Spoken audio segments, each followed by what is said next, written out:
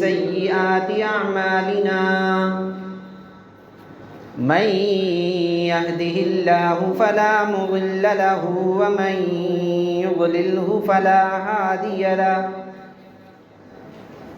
ونشهد أن لا إله إلا الله وحده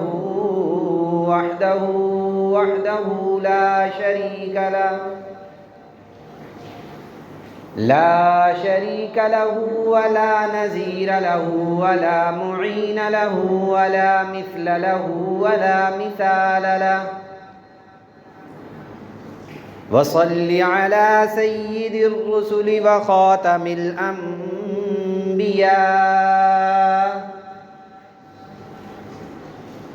أما بعد فأعوذ بالله من الشيطان الرجيم بسم الله الرحمن الرحيم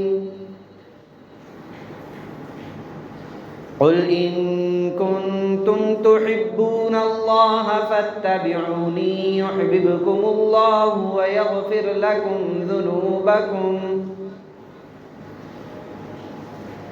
قال النبي صلى الله عليه وسلم لا يؤمن أحدكم حتى أكون أحب إليه من والده وولده والناس أجمعين صدق الله مولانا العظيم وصدق رسوله النبي الكريم ونحن على ذلك لمن الشاهدين والشاكرين والحمد لله رب العالمين اللهم صل على سيدنا ومولانا محمد وعلى آل سيدنا ومولانا محمد كما صليت على إبراهيم وعلى آل إبراهيم إنك حميد مجيد اللهم بارك على محمد وعلى آل محمد كما باركت على إبراهيم وعلى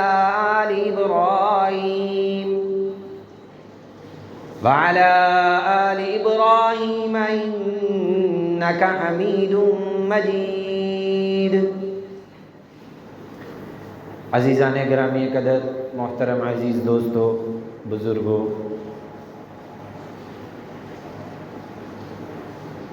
آپ حضرات کے سامنے قرآن مجید فرقان حمید کی ایک آیت تلاوت کی ہے اور حدیث مبارکہ میں سے ایک حدیث مبارکہ بھی تلاوت کی ہے۔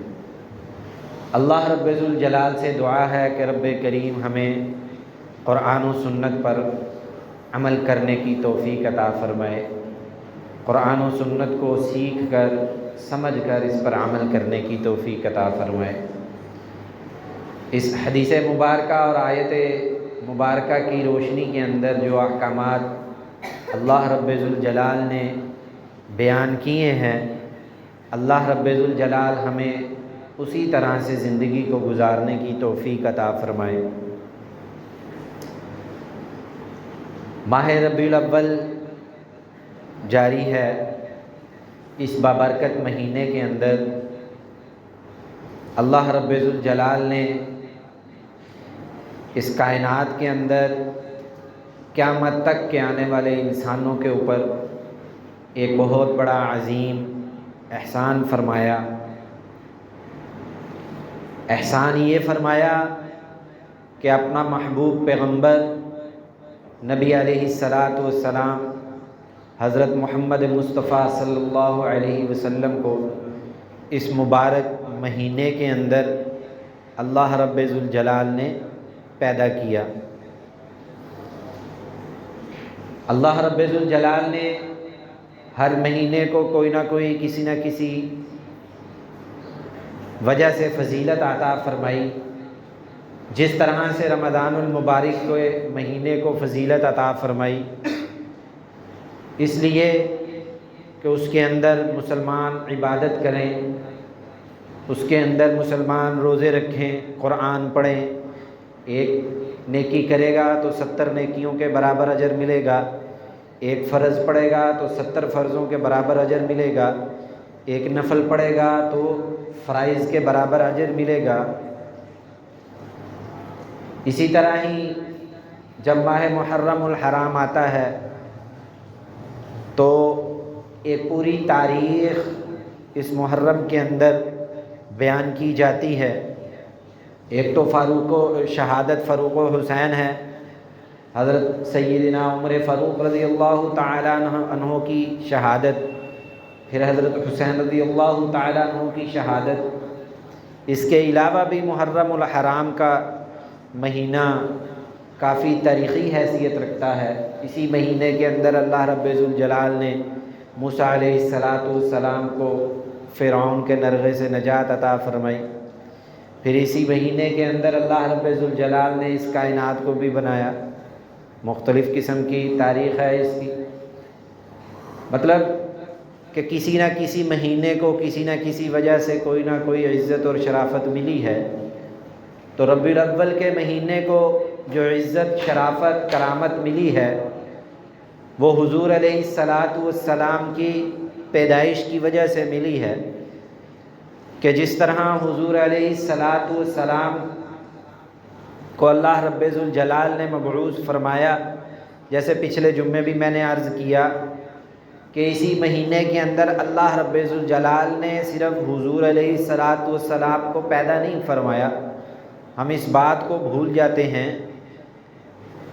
کہ نبی علیہ السلام کی صرف ربیع الاول کے اندر آمد ہے، بس اس کے علاوہ ہمیں کسی اور چیز کا پتہ نہیں ہے۔ کیوں جی؟ اس کے علاوہ ہمیں کسی اور چیز کا علم نہیں ہے، پتہ نہیں ہے۔ اور پتہ بھی کیوں ہو؟ اگر باقی کسی چیزوں کا پتہ لگ جائے تو پھر ان پر بھی عمل کرنا پڑے گا، اور مقصد تو سارا یہ ہے کہ جب عمل کرنا پڑے گا تو پھر مشکلیں بھی اٹھانی پڑیں گی، پھر اپنا کام کاروبار دھندا چھوڑ کر مسجد میں بھی آنا پڑے گا۔ تو اس لیے کام وہ کرنا ہے کہ ایک سال کے بعد جو ہے نا تھوڑا سا ناچ گانا کر لیا حضور کی ولادت کے بہانے، تھوڑا سا جشن مشن منا لیا، تو اپنے آپ کو جو ہے نا وہ بخشائے اور جناب بخشائی روحوں کی طرح جو ہے نا وہ صبح کو گھر کے اندر لے گئے۔ تو اسی مہینے کے اندر جیسے پچھلے جمعے بھی عرض کیا کہ اللہ رب ذوالجلال نے حضور علیہ السلام کو پیدا بھی فرمایا، اسی مہینے کے اندر حضور علیہ السلام نے ہجرت بھی کی، اسی مہینے کے اندر حضور علیہ السلام کو نبوت بھی ملی، اور اسی مہینے کے اندر حضور علیہ السلام اس دنیا سے رخصت بھی ہوئے۔ اب باقی جو 3 چیزیں ہیں ان میں تو جان جاتی ہے، باقی جو پہلی چیز ہے اس میں تو جیبیں بھی بھری جاتی ہیں، پیٹ بھی بھرا جاتا ہے، کھانے کے لیے ہر چیز وافر مقدار پر ملتی ہے، ہر جگہ جھنڈیاں، ہر جگہ جو ہے نا جی کھانے کے لیے وافر۔ لیکن جب بات آتی ہے رسالت کی، جب بات آتی ہے ہجرت کی، جب بات آتی ہے اس دنیا سے رخصت ہونے کی حضور کے، کہ جب اس دنیا سے رخصت ہو رہے ہیں اس وقت حضور کیا ارشاد فرما رہے ہیں، یہ بات نہیں کرنی مولوی صاحب، یہ بات نہیں کرنی، یہ زیادتی ہے۔ کیوں بھائی؟ یہ ساری چیزیں حضور کی ولادت نے آ کے چھپا لی ہیں۔ بھائی نہیں، حضور کی ولادت نے آ کے ان ساری چیزوں کو اجاگر کیا ہے، حضور نے آ کر ان ساری چیزوں کو اجاگر کیا ہے، بتایا ہے لوگوں کو کہ بھائی دشمن اگر ملک کے اندر رہنا تمہارے لیے مشکل ہو جائے، اسلام پر زندگی گزارنا مشکل ہو جائے، تو اس جگہ کو چھوڑ کر ہجرت کر کہیں اور ایسی جگہ چلے جاؤ جہاں اسلام پر زندگی گزارنا تمہارے لیے آسان ہو جائے۔ اب یہ کام کرنا آسان کام ہے؟ نہیں، مشکل کام ہے۔ اپنی زمینیں جائیدادیں چھوڑ کر، اپنے رشتہ دار عزیز و اقارب، اس دنیا کو چھوڑ کر ایک نئی دنیا میں جا کے بس جانا، یہ کوئی آسان کام نہیں ہے۔ دنیا کی خاطر تو لوگ جاتے ہیں، لیکن کبھی سنا کہ دین کی خاطر بھی کسی نے ہجرت کی ہے حضور علیہ السلام کے زمانے کے بعد؟ بہرحال تو اس مہینے کے اندر 2 چیزیں بڑی عام، جگہ جگہ اشتہار بھی لگ چکے ہوں گے، لگ چکے بھی ہیں، اور جگہ جگہ جو ہے نا پمفلٹ اور جگہ جگہ جو ہے بینر بھی لگ چکے ہیں۔ کیا 2 عنوان؟ ایک عنوان تو یہ ہے کہ میلاد النبی، جلسہ میلاد النبی، حضور علیہ الصلوۃ والسلام کے میلاد کے بارے میں جلسہ ہوگا، میلاد کے بارے میں جلسہ ہوگا، حضور کی ولادت کے بارے میں جلسہ ہوگا۔ تو میں ایک بات بڑی شدت سے کہا کرتا ہوں اور سمجھایا کرتا ہوں کہ یہ بات آپ سمجھ لیں کہ ولادت کا مطلب، میلاد کا مطلب، پچھلے جمعے بھی عرض کیا تھا کہ میلاد کا مطلب ہے پیدائش، ولادت ہونا، پیدا ہونا۔ اب مجھے بتائیں کہ میلاد کا، ولادت کا کوئی منکر ہے؟ ولادت کا کوئی منکر اس کائنات کے اندر پایا جاتا ہے؟ کوئی نہیں پایا جاتا۔ مسلمان ہو تو بھی مانتا ہے کہ حضور کی ولادت ہوئی ہے، حضور کا میلاد ہوا ہے، پھر بھی مانتا ہے، چاہے وہ اہل حدیث ہو، بریلوی ہو، شیعہ ہو، سنی ہو، کوئی بھی ہو، وہ مانتا ہے کہ حضور کا میلاد ہوا ہے، حضور کی ولادت ہوئی ہے۔ ہر بندہ اس بات کو تسلیم کرتا ہے، اور یہ تو مسلمان کرتے ہیں۔ ان کے علاوہ اگر کفار کو دیکھا جائے تو وہ بھی حضور کی ولادت کے انکار نہیں کرتے، وہ بھی حضور کی ولادت کا انکار نہیں کرتے۔ عیسائیوں سے پوچھو، وہ بھی کہتے ہیں حضور کی ولادت ہوئی ہے، میلاد ہوا ہے، حضور کی پیدائش ہوئی ہے، اس میں تو کوئی بات ہے ہی نہیں، دو رائے ہی نہیں۔ عیسائیوں سے پوچھو، سکھوں سے پوچھو، یہودیوں سے پوچھو، بت پرستوں سے پوچھو، سب یہی کہیں گے کہ حضور کا میلاد ہوا ہے۔ میلاد سے مراد میری کیا ہے؟ میلاد سے مراد حضور کی آمد ہے، حضور کی دنیا کے اندر ولادت ہے، پیدائش ہے، کوئی بھی ہے۔ لیکن ایک اور عنوان بھی اس 10-12 دنوں کے اندر بیان کیا جاتا ہے، جس کو کہتے ہیں سیرت النبی۔ اب میلاد النبی تو کہتے ہیں حضور کی ولادت کو، اب ولادت کے اوپر میں تقریر کرنا شروع کر دوں کہ جناب حضور کی ولادت ہوئی، حضور کی ولادت ہوئی، حضور کی ولادت ہوئی، تو آپ حضرات بھی کہیں گے کہ مولوی صاحب اس پہ تو کوئی بات ہے، دو رائے ہے ہی نہیں، کافر بھی مان رہے ہیں حضور کی ولادت ہوئی، غیر مسلم بھی مان رہے ہیں، مسلمان مان رہے ہیں، اپنے پرائے غیر سارے مان رہے ہیں حضور کی ولادت ہوئی، کوئی بات بتانی ہے تو کوئی نئی بات بتائیں۔ اب نئی بات کیا ہے؟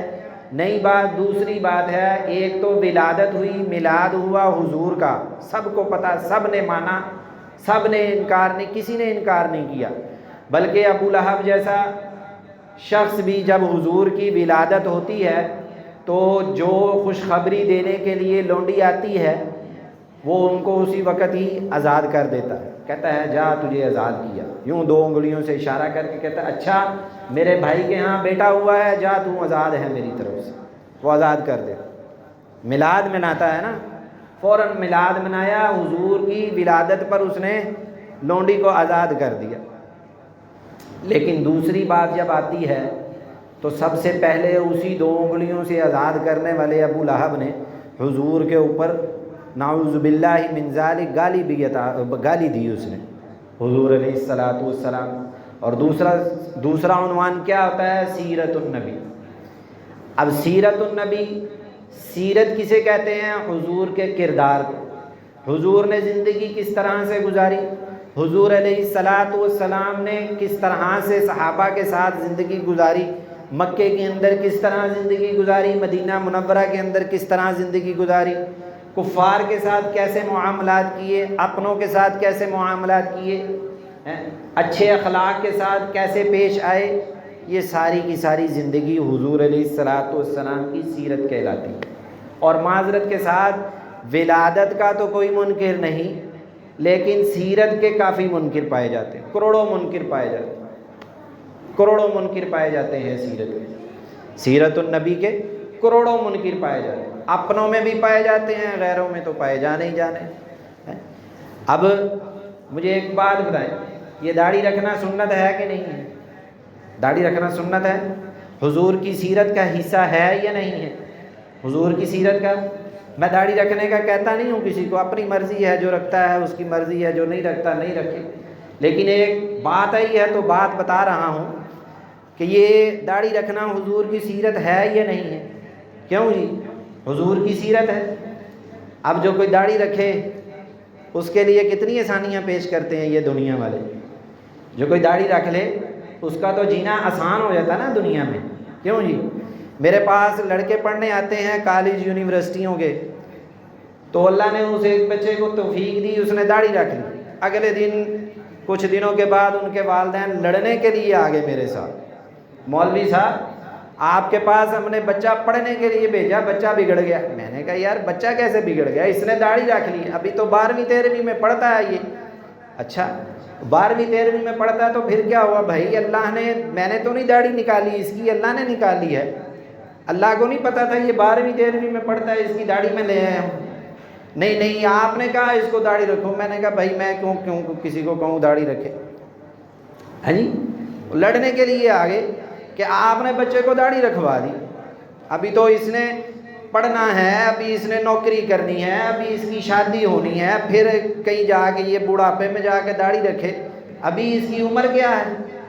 بہرحال داڑھی رکھنا کیا ہے جی؟ سیرت ہے نا، سیرت کا حصہ ہے. تو داڑھی رکھنا آسان کام ہے. جو داڑھی رکھتا ہے اس کے ساتھ کیا سلوک کیا جاتا ہے؟ اگر اس کی بیچارے کی سائیکل کی بریکیں نہیں لگی تو مولوی تینوں نظر نہیں آتا بریکاں، داڑھی ایڈی وڈی داڑھی رکھی ہے تو بریک نہیں مار سکتا. اگوں مولوی بھی کہتا ہے کہ میں داڑھی رکھی ہے بریکاں نہیں رکھیاں. نعوذ باللہ، اللہ معاف فرمائے. بہرحال جب سیرت کی باری آتی ہے، جب سیرت کی باری آتی ہے تو پھر پٹائی ہوتی ہے. لیکن جب ولادت کی باری آتی ہے تو تب پٹائی نہیں ہوتی، تب لنگر ملتے ہیں، کھانے کے لیے چیزیں ملتی ہیں، کھانے کے لیے روٹیاں ملتی ہیں. اس وقت کوئی تکلیف نہیں اٹھانی پڑتی، اس وقت کوئی مشقت نہیں اٹھانی پڑتی. ابو لہب جیسا ملعون شخص بھی حضور کی ولادت پر انکار نہیں کرتا. حضور کی ولادت ہوتی ہے، اپنی لونڈی کو آزاد کرتا ہے. پہلا میلادی وہ شخص وہی تھا کہ جس نے حضور کی ولادت کا سنا اور پہلی لونڈی کو ہی آزاد کر دیا. دیکھتے کے ساتھ ہی، دیکھا نہیں حضور کا چہرہ انور، سنا، اس نے خبر دی، خبر دینے والی کو ہی آزاد کر دیا، خبر دینے والی کو ہی آزاد کر دیا. لیکن جب حضور علیہ الصلوۃ والسلام فرعون کی چوٹی پر کھڑے ہوتے ہیں، سارے مکہ والوں کو اکٹھا کرتے ہیں اور اکٹھا کر کر کہتے ہیں کہ اے مکہ والو، اگر میں تمہیں کہوں کہ اس پہاڑی کے پیچھے سے ایک قافلہ آ رہا ہے جو تمہارے اوپر حملہ کرے گا اور تمہیں جو ہے نا وہ نیست و نبود کر دے گا، تو کیا تم میری بات مانو گے؟ کہنے لگے حضور آپ کس طرح کی باتیں کر رہے ہیں؟ 40 سال کا عرصہ آپ نے ہمارے اندر گزارا، نہ کبھی آپ نے اس طرح کا بیہودہ مذاق کیا، نہ کبھی اس طرح کا کوئی ایسی بات کی جو جھوٹ ہو. کبھی مذاق کے اندر بھی آپ نے ہمارے ساتھ جھوٹ نہیں بولا. اگر وہ قافلہ ہمیں نظر نہ بھی آیا، قافلہ نظر نہ بھی آیا تو پھر بھی ہم یہ سمجھیں گے کہ ہماری آنکھوں کا دھوکہ ہے کہ یہ قافلہ آ کر چلا گیا، لیکن محمد صلی اللہ علیہ وسلم مذاق نہیں کرتے، نعوذ باللہ جھوٹ نہیں بولتے. ہم یہ بات کو تسلیم ہی نہیں کرتے. تو حضور علیہ الصلوۃ والسلام نے ارشاد فرمایا پھر پڑھو لا الہ الا اللہ لعلکم تفلحون، کہ اللہ ایک ہے، اللہ کے علاوہ کوئی عبادت کے لائق نہیں ہے. کیوں پڑھو؟ تاکہ تم فلاح پا جاؤ. تو سب سے پہلا پتھر اٹھا کے مارنے والا ابو لہب تھا. کہتا تبت لک یا محمد، نعوذ باللہ من ذالک، کہ کہنے لگا کہ محمد صلی اللہ علیہ وسلم کو کہنے لگا کہ ہلاک ہو تو کہ اس وجہ سے ہمیں جو ہے نا یہاں پر اکٹھا کیا ہے، یہاں پر اس وجہ سے اکٹھا کیا ہمیں کہ ہم اپنے معبودوں کو چھوڑ دیں. یہ کیسے ہو سکتا ہے؟ پہلا پتھر اٹھا کے حضور کے چہرہ انور پر مارنے والا وہ شخص تھا. اور پھر اللہ کو یہ عادت اس کی اتنی بری لگی کہ قیامت تک قرآن مجید کے اندر تبت یدا ابی لہب وتب کی صورت نازل فرمائی. جن الفاظ سے حضور پر اس نے گالی دی تھی حضور علیہ الصلوۃ والسلام کی کے دفاع کے اندر، اللہ رب ذوالجلال نے تبت یدا ابی لہب وتب، قیامت تک جو بھی پڑھے گا اس کے اوپر لعنت ہو، جو بھی پڑھے گا. اب جب سیرت اپنانے کی باری آئی تو پتھر مارنے شروع کر دیے، لیکن جب حلوہ کھانے کی باری آئی تو پھر لونڈیاں بھی آزاد کر دی، پھر لونڈیاں بھی آزاد. اور یاد رکھیں کہ میلاد یہ منایا جاتا ہے، میلاد ولادت منائی جاتی ہے اور سیرت اپنائی جاتی ہے، اور جو چیز منائی جاتی ہے اس پر پریشانیاں، مصیبتیں، مشقتیں نہیں آتی، اور جو اپنائی جاتی ہیں اس پر مصیبتیں اور مشقتیں آتی ہیں۔ ہاں، جب حضور علیہ السلام کی سیرت کو اپنایا نا ابو بکر صدیق رضی اللہ تعالیٰ عنہ نے، فرمایا حضور کیا ہم سچے مسلمان نہیں ہیں؟ کیا ہمارا اسلام سچا مذہب نہیں ہے؟ حضور علیہ السلام نے فرمایا کہ کیوں نہیں، ہمارا اسلام سچا مذہب ہے، میں اللہ کا حق اور سچا نبی ہوں۔ فرمایا کہ اچھا، تو پھر حضور مکے کے اندر جا کے، بیت اللہ کے اندر جا کے اعلان کریں، ہم اعلانیہ نماز پڑھیں گے۔ حضور نے فرمایا ابو بکر نہیں، یہ ماریں گے، یہ تشدد کریں گے، یہ ظلم کریں گے۔ ہاں نہیں حضور، آج تو اعلان کرنا ہی کرنا۔ گئے مکے کے اندر، بیت اللہ کے اندر جا کر جب اعلان کیا تو ظالموں نے اتنا مارا کہ ادموا کر دیا۔ اور کسی نے آ کے کہا کہ وہ ظالموں، بدبختوں، جس بندے کو تم مار رہے ہو اگر اس کے قبیلے والوں کو پتہ لگ گیا تو تمہاری اینٹ سے اینٹ بجا دیں گے، اور شرم کرو، کوئی اکیلے بندے کو 40 بندے مار رہے ہیں۔ ان کو خیال آیا کہ بھئی واقعی یہ بھی قبیلے دار بندہ ہے، خاندانی بندہ ہے، اگر اس کو مارا، اگر اس کو کچھ ہو گیا تو انہوں نے تو ہماری ایسی کی تیسی پھیر دینی۔ اب سب بھاگ گئے، سب بھاگ۔ حضرت ابو بکر صدیق رضی اللہ تعالیٰ عنہ کو اٹھایا، گھر لے گئے۔ جب گھر لے کر جاتے ہیں اور 2 دن جب ہوش نہیں آتی، سارے قبیلے والے وہاں کھڑے ہو کر اس بات کے اوپر عہد کرتے ہیں کہ اگر صدیق اکبر رضی اللہ تعالیٰ عنہ کو کچھ ہو گیا تو یاد رکھے کہ جنہوں نے یہ کام کیا ہے ہم ان کی اینٹ کے ساتھ اینٹ بجائیں گے، ان کو ماریں گے، ہم بھی اس کا بدلہ لیں گے۔ کوئی طریقہ ہے کہ ایک مذہب کے اوپر کاربند رہنے والے کو جو ہے نا وہ اس کا یہ حال کر دیا جائے۔ پھر صدیق اکبر رضی اللہ تعالیٰ عنہ کو جب ہوش آتی ہے تو ہوش آتے کے ساتھ انسان سب سے پہلے کیا بات کرتا ہے؟ پانی پلاؤ، تھوڑا سا پانی دو۔ جب بھی ہوش آتی ہے سب سے پہلے گھر والے اس کے منہ میں پانی کے 2 قطرے ڈالتے ہیں۔ صدیق اکبر رضی اللہ تعالیٰ عنہ کو جب ہوش آئی تو ہوش میں آنے کے بعد پانی نہیں مانگا، سب سے پہلے پوچھا محمد صلی اللہ علیہ وسلم کا حال بتاؤ، حضور کا حال بتاؤ، حضور کا حال کیسا ہے؟ کہیں ظالموں نے حضور کو کوئی تکلیفیں تو نہیں پہنچانا شروع کر دی میرے بعد؟ یہ حال تھا۔ یہ ولادت نہیں منائی تھی، یہ سیرت پر عمل کیا تھا۔ حضور نے جس کو کہا کہ اس کو رب ماننا ہے اس کو رب ماننا شروع کر دیا۔ فرمایا میں محمد الرسول اللہ کا آخری نبی ہوں، مجھے نبی مانو۔ جب ماننا شروع کیا تو پھر تکلیفیں آنی شروع ہوئی۔ 40 سال بڑے پرسکون گزارے۔ جب سیرت پر عمل کرنا شروع کیا صحابہ اکرام نے پھر تکلیفیں آنی شروع ہوئی۔ حضرت بلال رضی اللہ تعالیٰ عنہ فرماتے ہیں کہ تپتی ریت کے اوپر مجھے ڈال دیا کرتے تھے، میری چربی سے وہ ریت ٹھنڈی پڑ جایا کرتی تھی، میری چربی کے پگھلنے سے وہ ریت ٹھنڈی پڑ جایا کرتی تھی، اتنا ظلم کیا کرتے تھے۔ یہ کیوں؟ حضرت بلال رضی اللہ تعالیٰ عنہ نے کیا جرم کیا تھا؟ حضور نے جس طرح زندگی گزارنے کا بتایا ویسے زندگی گزارنا شروع کر دی تھی۔ حضور نے فرمایا اس طرح کھڑے ہونا ہے، ویسے کھڑا ہونا شروع کر دیا۔ حضور نے فرمایا اس طرح سے بیٹھنا ہے، ویسے بیٹھنا شروع کر دیا۔ حضور نے فرمایا اس طرح بیٹھ کر کھانا ہے، ویسے کھانا شروع کر دیا۔ حضور نے فرمایا اس طرح معاملات کرنے ہیں، ویسے معاملات شروع کر دیے۔ تو پھر کیا کرنا شروع کیا کفار نے؟ ظلم اور تشدد تب کرنا شروع کیا، ورنہ 40 سال کے عرصے کے اندر حضور کو تو کسی نے سوئی بھی نہیں چبھائی تھی۔ 40 سال کے عرصے میں حضور کے اوپر تو کسی نے ایک سوئی بھی نہیں کسی کو تکلیف دی، بلکہ یہاں تک کہ بیت اللہ کے اندر جب حجر اسود کو نصب کرنے کا موقع آیا تو حضور علیہ السلام کی خدمت میں حاضر ہوئے یہ سارے کفار اور یہ سارے سردار کہ حضور آپ بتائیں کہ یہ اس کو کس طرح سے نصب کرے۔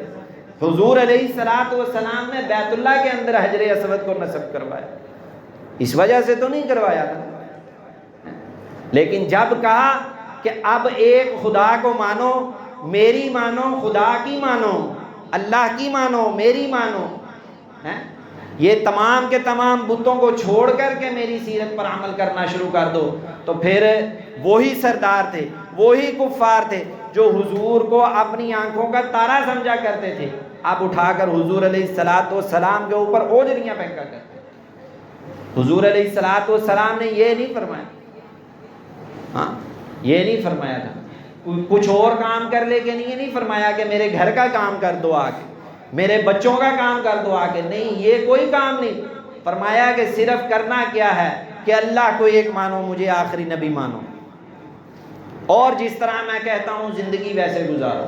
انہوں نے کہا یہ کیسے ہو سکتا، یہ تو نہیں ہو سکتا۔ حضرت زنیرہ ایک صحابیہ ہے، حضرت زنیرہ رضی اللہ تعالی عنہ، ہاں کمال ہے واقعہ، پڑا رونگٹے کھڑے ہو گئے کہ حضرت زنیرہ رضی اللہ تعالی عنہ ان کے اوپر اسلام لانے سے پہلے ہی جو ہے نا وہ کفار ظلم کیا کرتے تھے، لونڈی تھی، گھر کا کام کاج کراتے تھے، مارتے بھی تھے، لیکن وہ مارنا وہ ظلم کے زمرے میں تو نہیں آتا نا، کام نہیں کیا تو مارا۔ لیکن ایک دن اس نے اپنے سردار کے گھر کے اندر ہی سن لیا کہ مکے کے اندر محمد الرسول اللہ صلی اللہ علیہ وسلم نے آخری نبی ہونے کا دعویٰ کیا، اور کہتے ہیں کہ جو میرے ہاتھ پر ایمان لائے گا اللہ تعالیٰ دنیا و آخرت میں اس کو عزتیں اور کامرانیاں عطا فرمائیں گے۔ انہوں نے جا کر کے اسلام قبول کیا۔ فرمایا حضور بتائیں اسلام کو ظاہر کر دوں کہ نہ؟ حضور نے فرمایا ابھی نہیں، ابھی ٹھہر جاؤ، بس مسلمان ہو گئی ہو بس ٹھیک ہے۔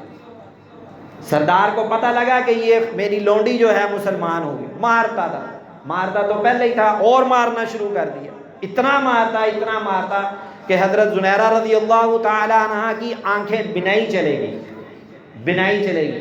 جب بنائی گئی تو اس نے حضور علیہ السلام کا نام لے لے کر تانے مارنے شروع کر دیے کہ دیکھ تو نے محمد کا کلمہ پڑھا تو اندھی ہو گئی، دیکھ لات و عزا کو چھوڑا تو نے یہ تو اندھی ہو گئی۔ اب ان کی اندھے پن کی خبر مکہ کے اندر آگ کی طرح پھیل گئی کہ زنیرہ اندھی ہو گئی۔ اب ان کو یہ دل کے اندر یہ کڑن ہوتی تھی کہ حضور کا نام لے کر مجھے یہ تانے دیتے ہیں۔ انہوں نے کہا اللہ نے چاہا تو میری نظر مجھے واپس دیں گے، اللہ کی وجہ سے میری نظر گئی ہے، اللہ چاہیں گے تو میری نظر میری بنائی واپس آئے گی۔ حضور علیہ السلام کی خدمت میں حاضر ہوئی، یا رسول اللہ کفار تانے دیتے ہیں، مشرکین تانے دیتے ہیں۔ حضور علیہ السلام نے اپنا دست شفقت منہ پر پھیرا، اللہ کا فضل ہوا کہ وہ بینائی واپس آ گئی، اللہ کا فضل ہوا کہ وہ بینائی واپس آ گئی۔ اب اس خاتون کی خوشی کا تو عالم یہ ہونا تھا کہ اس نے زمین سے چھلانگے لگا کے آسمان پر چھو کر کہ حضور کا دست شفقت پھیرا، میری آنکھوں کی بینائی آ گئی، اور اس نے پورے مکے کے اندر شور مچا دیا کہ دیکھ میرے حضور علیہ السلام نے اپنا دست شفقت پھیرا تو میری آنکھوں میں بینائی آ گئی، تم کہتے ہو لات و عزا کی وجہ سے میری بنائی چلے گی، یہ جھوٹے ہیں، مکار ہیں، یہ لکڑی کے بت ہیں، یہ کچھ کرنے والے نہیں ہیں، نفع نقصان دینے والے نہیں ہیں، یہ نفع نقصان دینے والے نہیں ہیں۔ تو کیا اپنایا تھا؟ سیرت اپنائی تھی، صرف حضور کی سیرت اپنائی، حضور کی سیرت اپنائی، اور تکلیفیں اور تشدد اتنے ہوئے کہ الامان والحفیظ۔ آج تو میلاد منانا بہت آسان کام، صرف سال کے بعد ایک دن کھل کے حضور کا میلاد منائیں، ڈنکے کی چوٹ پر منائیں، جھنڈیاں لڑائیں ہیں جی، اور جناب لائٹیں لگائیں، سارا کچھ کریں، لیکن نماز نہیں پڑھنی اس دن، نماز نہیں پڑھنی اس دن، ہاں بالکل نماز نہیں پڑھنی۔ کیوں کہ حضور نے نماز کا تو کہا ہی نہیں، حضور نے تو کہا میرا میلاد مناؤ۔ کیوں جی میلاد منانے کا کہا، نماز پڑھنے کا کہا، کیا کہا جی آپ بتائیں؟ آج سے 20 سال 25 سال پہلے میرے پاس یہاں یہ نمازی بیٹھے ہیں، بزرگ حضرات بیٹھے ہیں، میں بات کہا کرتا ہوں آج سے 20-25 سال ایک لفظ ہم سنا کرتے تھے کہ آج کا دن کیا ہے؟ 12 وفات کا دن ہے۔ کیوں جی 12 وفات کا دن سنا کرتے تھے؟ کیوں جی 12 وفات کا آج ملتا ہے 12 وفات کا دن سننے کو؟ آج تو کہتے ہیں عید میلاد النبی ہے، صحابہ کو تو پتہ ہی نہیں تھا کہ یار یہ بھی عید کا دن ہے، صحابہ کو تو پتہ ہی نہیں تھا کہ یار یہ بھی عید کا دن ہے، یہ بھی تیسرا دن ہم عید کا منائیں، صحابہ کو تو نہیں پتہ تھا، ہمیں پتہ۔ کیوں کہ ہم نے تو صرف کھانے کا اپنا مشن بنایا ہے نا، اس دن صرف کھانا ہے، پینا ہے، اور کچھ نہیں کرنا، صرف اور ساری 30 سپارے قرآن کے اللہ رب ذوالجلال نے نازل فرما دیے، حضور کا میلاد منانے کا نہیں بتایا قرآن مجید میں اللہ نے، ہے 30 سپارے نازل کر دیے، لیکن یہ نہیں بتایا کہ حضور کا میلاد کیسے منانا ہے۔ ساری زندگی حضور نے 63 سال کی صحابہ میں گزار دی، یہ نہیں بتایا کہ میرا میلاد کیسے منانا ہے۔ اور ہم کہتے ہیں کہ اسلام جو ہے وہ کامل اور مکمل دین ہے، ہم تو اپنے دعوے میں تو مکمل، ہم اپنے دعوے کے اندر تو پورے نہ اترے۔ جب حضور کے میلاد منانے کا ہی نہیں ہمارے دین میں بتایا گیا تو پھر یہ کون سا پورا مکمل دین ہوگا بھائی؟ یہ کون سا مکمل دین ہوگا؟ کیوں جی؟ کیوں جی؟ تو میرے بھائی جس چیز کا حضور نے کہا ہی نہیں ہے اس کا مطلب ہے کہ اس کی ضرورت ہی نہیں ہے۔ 5 وقت کی نماز کا بار بار کہا، آخری وقت کے اندر حضور کے 2 الفاظ تھے، الصلاۃ وما ملکت ایمانکم، لوگو نماز پڑھنا اور اپنے جو نیچے کام کرنے والے طبقہ ہے نا اس کی خیر خواہی کرنا۔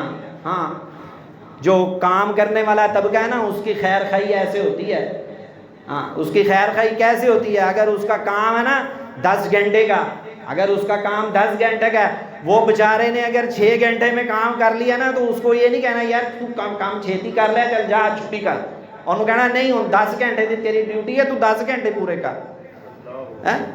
نہیں بھائی نہیں، اگر اس نے اپنا کام جلدی مکمل کر دیا تو اس کو چھٹی دے دو، وہ بھی 4 منٹ جا کے ریسٹ کر لے، اپنے بیوی بچوں میں مائی بہن میں بیٹھ کر کوئی تھوڑا سا اپنا گپے لگا لے، کوئی تھوڑا سا تفریح کر لے۔ نہیں نہیں نہیں، یہ کام نہیں کرنا، نماز نہیں پڑھنی، ہاں اپنے ماتحتوں کے اوپر کرم نہیں کرنا، اپنے ماتحتوں کے اوپر رحم نہیں کرنا، نہیں یہ نہیں کرنا۔ کیوں بھائی؟ یہ کام کرنے، یہ کام اگر حضور نے بتائے ہیں تو یہ کام تو ہم کریں گے تو اپنا نقصان ہے۔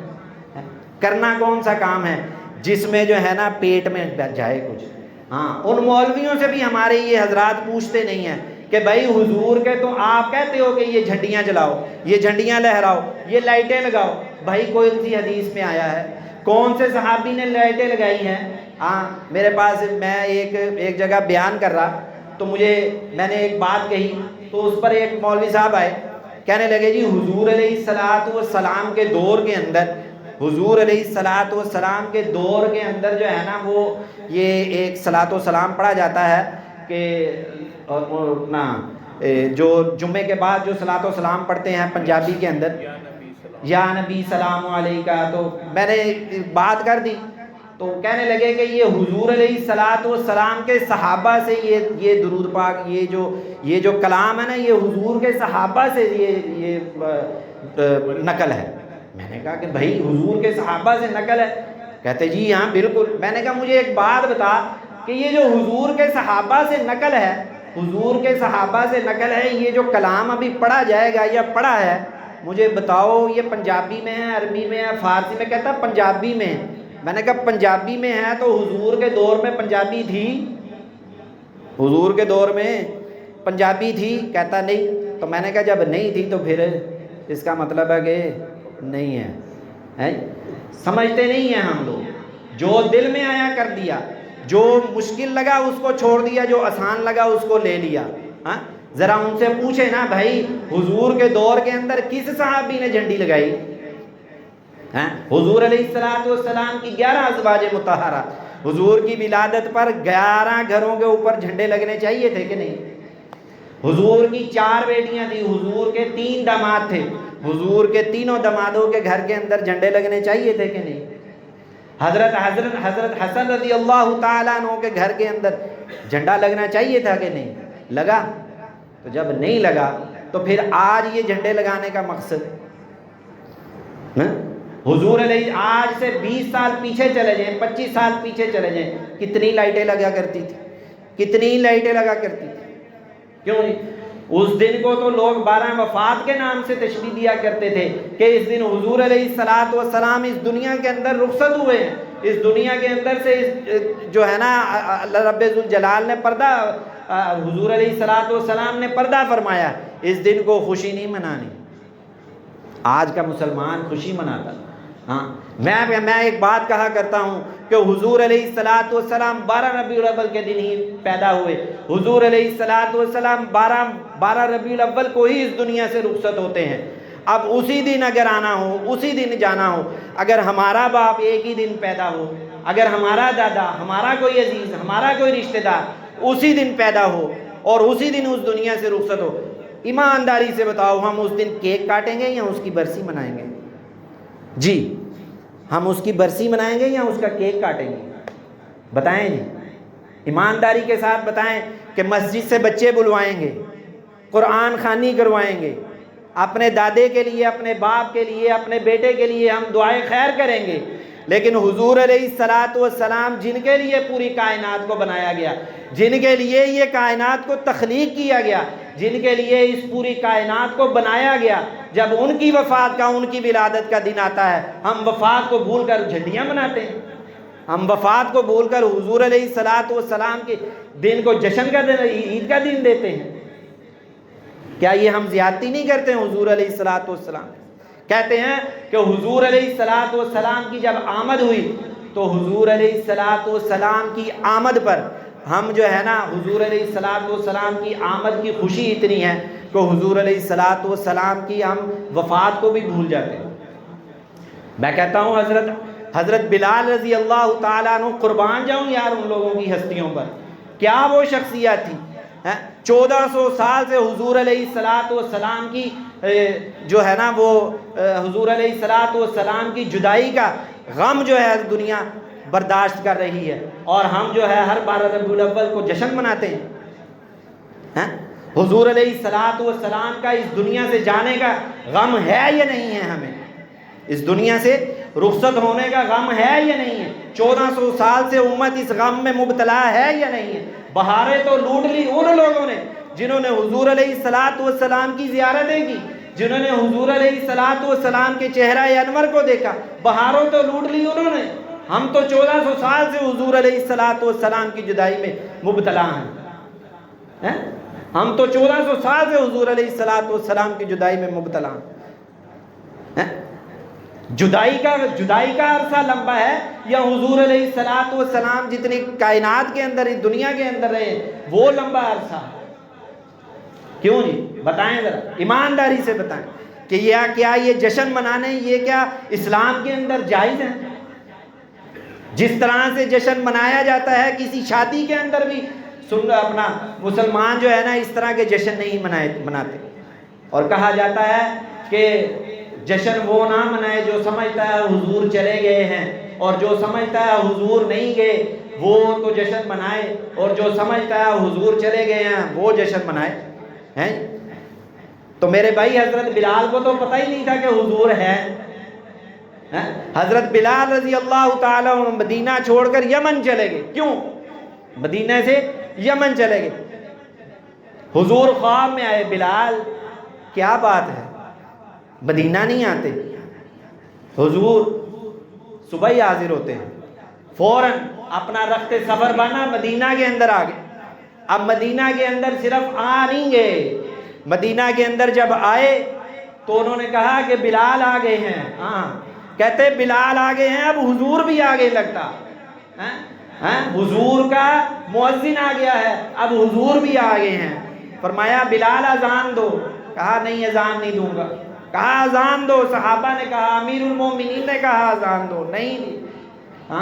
حضرات حسنین کریمین، حضرت حسین، حضرت حسن رضی اللہ تعالیٰ عنہ گئے، فرمایا چچا اذان دو. کہنے لگے اب نہیں انکار ہوتا، اب نہیں انکار ہوتا. کل قیامت کے دن حضور نے پوچھ لیا کہ میرے نوازوں نے تجھے کہا اذان دے، تو نے اذان کیوں نہیں دی؟ اب جب منبر پر کھڑے ہو کر اذان دینی شروع کی، جب پہنچے حضرت محمد اور اشہد ان محمد رسول اللہ، چیخ ماری، بے ہوش ہو گئے. چیخ مارتے ہیں بے ہوش ہو جاتے ہیں. کیوں بے ہوش ہوتے ہیں؟ جب ہوش آتی ہے، فرمایا کہ جب حضور علیہ الصلوۃ والسلام کی زندگی کے اندر میں اذان دیا کرتا تھا تو حضور علیہ الصلوۃ والسلام کا جب اسم مبارک آتا تھا اشہد ان محمد الرسول اللہ، تو میں کہا کرتا تھا اشہد ان محمد الرسول اللہ، کہ یہ محمد الرسول اللہ میری آنکھوں کے سامنے تشریف فرما ہے۔ آج جب میں نے اذان دی حضور کا چہرہ انور میرے سامنے نہیں آیا، میں چیخ ماری بے ہوش ہو گیا۔ حضرت بلال کو تو پتہ ہی نہیں تھا کہ حضور ہے نہیں۔ حضرت بلال کو پتا ہوتا تو کیوں چیخ مار کے بے ہوش ہوتے، کیوں مدینہ چھوڑ کر اس دنیا سے چلے گئے، کیوں مدینہ چھوڑ کر یمن چلے گئے؟ حضرت بلال کو تو پتا نہیں۔ آج کا مسلمان اپنے پیٹ کی خاطر، اپنے پیٹ کی خاطر، اپنے جیب کی خاطر کیا کرتا ہے؟ حضور کے اوپر بہتان باندھ کر کہتا ہے حضور کا جشن مناؤ، اس دن حضور کی رحلت کا دن ہے، اس دن حضور کی وفات کا دن ہے، 1400 سال سے حضور کی جدائی کا غم برداشت نہیں کر پا رہے، اور یہ کہتے ہیں حضور کا جشن مناؤ۔ کس منہ سے منائے حضور کا جشن؟ کس منہ سے منائے حضور کا جشن؟ حضور علیہ الصلوۃ والسلام 63 سال اس دنیا کے اندر رہے، اب 1400 سال سے حضور کی جدائی کا غم نہیں ہے کسی کو؟ کیوں جی 1400 سال سے حضور کی جدائی کا غم نہیں ہے کسی کو؟ آج اگر کسی کا باپ مر جائے، اگر کسی کا باپ مر جائے، کسی کی ماں مر جائے، تو سالوں سال اس کا غم اس کے دل کے اندر رہتا ہے، کہتا ہے میرا باپ میری باپ میں اس کا دل کے اندر غم ہے، اپنے بچوں کو بھی بتاتا ہے۔ لیکن 1400 سال سے امت حضور کی جدائی کے اندر زندگیاں گزار رہے ہیں، اور کہتے ہیں مسلمان، صرف پاکستان کے مسلمان کہتے ہیں حضور کا جشن مناؤ، آج عید کا دن ہے، آج عید کا دن ہے۔ پتہ نہیں کس طرح سے عید کا دن ہے۔ حضور اس دنیا سے رخصت ہو گئے۔ بار بار ایک بات کہہ رہا ہوں کہ یہ جدائی کا دن ہے میرے بھائی، اس دن حضور کی جدائی ہوئی ہے، پوری امت یتیم ہو گئی اس دن، ہم عید کا دن منا رہے ہیں۔ کوئی خدا کا خوف کرو یار، ان سمجھانے والوں کو، ان کرنے والوں کو کوئی سمجھائے کہ بھائی یہ کیا غلط کام کر رہے ہو، یہ کس طرح کی حرکتیں کر رہے ہو، یہ کون سی سنت عمل ہے؟ 30 سپارے قرآن میں نازل کر دیے، حضور کی ولادت کا طریقہ نہیں بتایا۔ حضور علیہ الصلوۃ والسلام کی لاکھوں احادیث مبارکہ حضور علیہ الصلوۃ والسلام نے بیان کر دی، حضور نے اپنی ولادت کا دن نہیں بتایا کس طرح منانا۔ کیوں؟ کہ بھائی ان چیزوں کا مقصد نہیں ہے۔ مقصد کیا ہے؟ کہ حضور کی زندگی کا، حضور علیہ الصلوۃ والسلام کی زندگی کو اپنانا، یہ مقصد ہے۔ قُلْ اطیعوا اللَّهَ وَاطِیعُوا الرَّسُولَ، اللہ تعالیٰ فرماتے ہیں نبی کی اطاعت کرو، میری اطاعت کرو۔ قُلْ إِن كُنتُمْ تُحِبُّونَ اللَّهَ، لوگو اگر تم اللہ سے محبت کرنا چاہتے ہو، فَاتَّبِعُونِي، تو پھر میری اتباع کرو، يُحْبِبْكُمُ اللَّهُ، پھر کیا ہوگا؟ پھر اللہ تم سے محبت کریں گے، وَيَغْفِرْ لَكُمْ ذُنُوبَكُمْ، پھر جب اللہ تم سے محبت کریں گے تمہارے گناہ معاف ہو جائیں گے۔ تو اللہ رب العزت سے دعا کرتے ہیں اللہ تعالی ہمیں ان برے کاموں سے، بدعات سے، شرک سے، ہر قسم کی غلط حرکات سے بچنے کی توفیق عطا فرمائے، حضور علیہ الصلوۃ والسلام کی سیرت پر عمل کرنے کی توفیق عطا فرمائے۔ وآخر دعوانا ان الحمد للہ رب العالمین۔